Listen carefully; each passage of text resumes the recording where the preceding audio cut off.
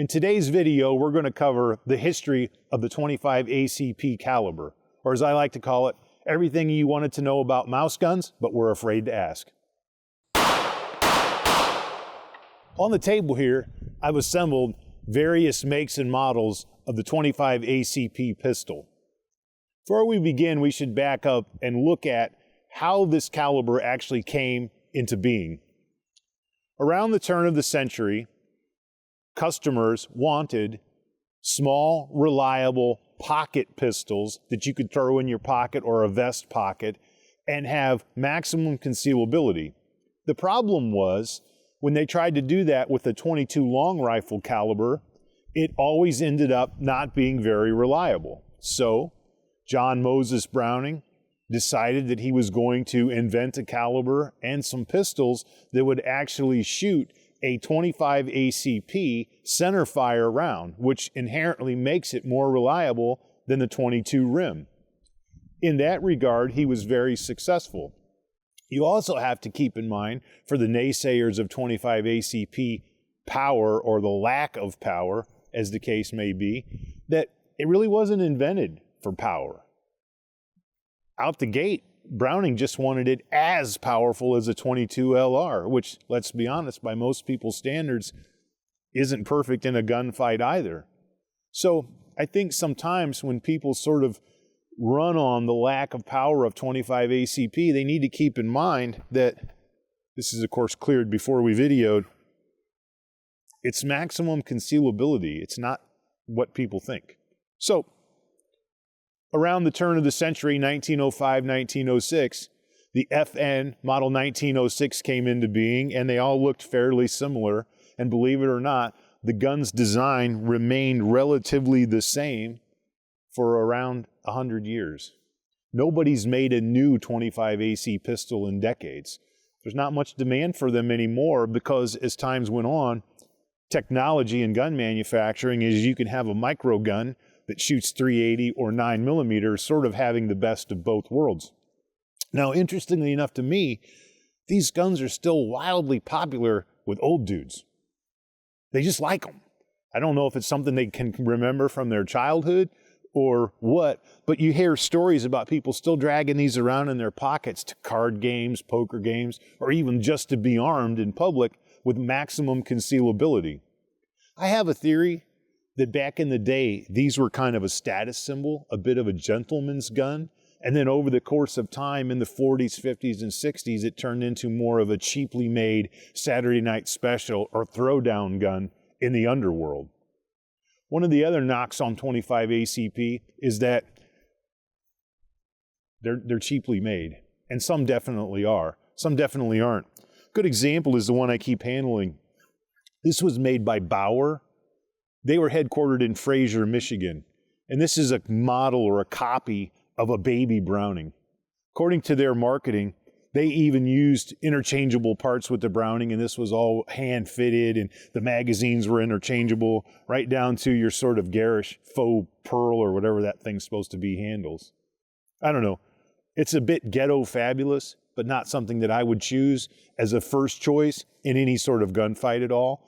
And I have heard that the quality of the Bauer was also definitely overstated.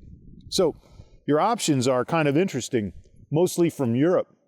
The .25 ACP caliber is semi-rimmed, which means you can use it in a revolver. And early on, most of the revolver manufacturers were from Europe, but that idea never really caught on either.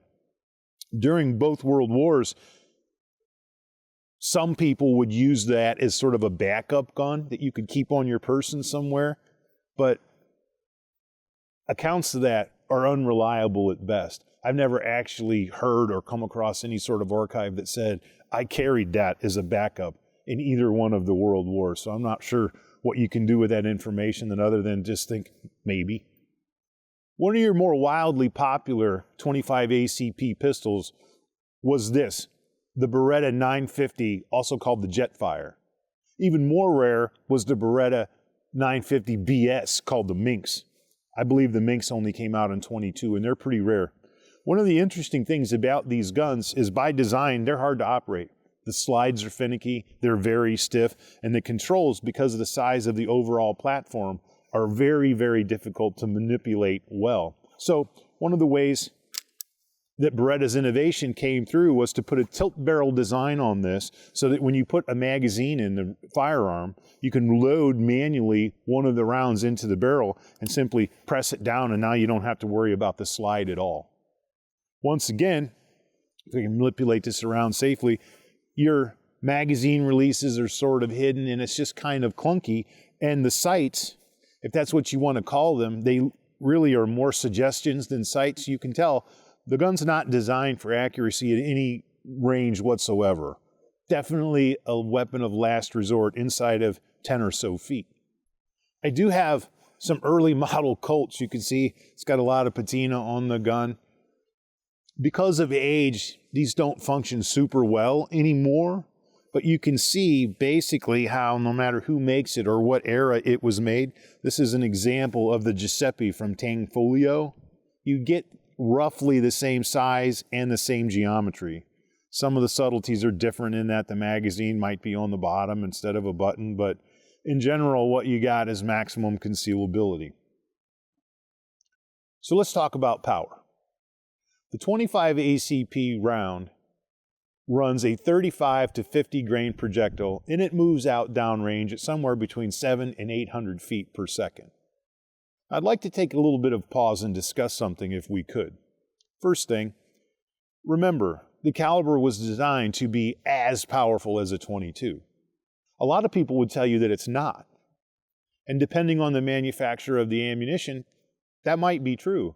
But the issue actually is .22 long rifle rounds are typically rated out of a longer barrel. So they get a little bit of a cheat right there. So when you analyze whether it's as powerful or not, you definitely have to make sure that you're having an apples to apples comparison, so to speak. Next thing, 25 ACP ammunition over the decades has been notoriously underloaded. Manufacturers obviously didn't want some sort of souped up high energy round out of this little guy. Wouldn't be enjoyable to shoot, and because the guns were cheap, it might actually fail one. So one of the other things that contributed to the perception of the 25's lack of power is it was underpowered, and most manufacturers never utilized the full potential of the round because of it. Now, interestingly enough, that's kind of changed. If you have a high quality 25 ACP gun and you buy the right ammunition, say an example would be from Buffalo Bore, Hornady claims in their, got an example of it right here, 35 grain XTP round, that it's actually approaching 32 ACP power. Once again, depending on how you see the world, that may not sound like anything to write home about, but once again, you can get increased power out of the 25 with the proper ammunition. So let's deviate from the sort of power potential of the round and talk about bullet design. When you have a hollow point style ammunition, we're going to shoot some into gelatin block in the next video. What should happen, especially with a relatively low speed of the 25, is you get less penetration. Should be. I have brought some examples out. This one's Federal Punch. It's actually a 25 auto marketed as a personal defense round that's actually jacketed solid. So what that means is it's supposed to penetrate more than potentially a hollow point. Once again, depending on how you see the world, we're going to use an FBI standard that required 12 to 20 inches of penetration for maximum stopping power. Hate that term for pistol rounds, but we'll go with it. Now, what's important about that is not sure whether we're going to be able to do that with just a standard stock full metal jacket range round, whatever this thing's supposed to do from punch, or a hollow point. I think you'll find in other videos, one was done some years back by Lucky Gunner, that he did notice a little bit of a difference in penetration depending on the style of projectile that you happen to want. Now, what's important about that is this. The FBI claims that any time bullets contact skin, any sort of tissue, every time it does that, you lose 3 inches of penetration. People aren't typically 20 inches thick. That's where that rationale comes from.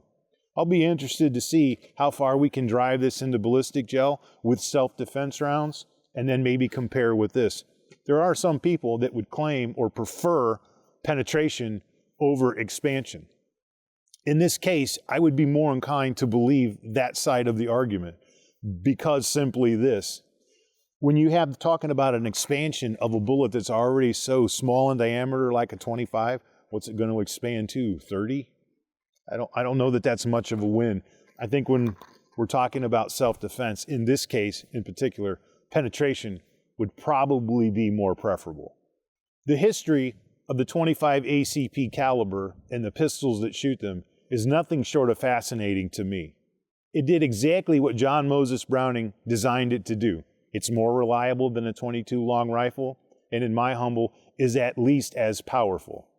But for some reason, even after it checked all of those boxes, there are certain people that do nothing but hate on the 25 ACP. Doesn't make a lot of sense to me, because if you look at what it was designed for and to do, maximum concealability, you could take this anywhere across the decades. As wardrobes changed, it didn't matter.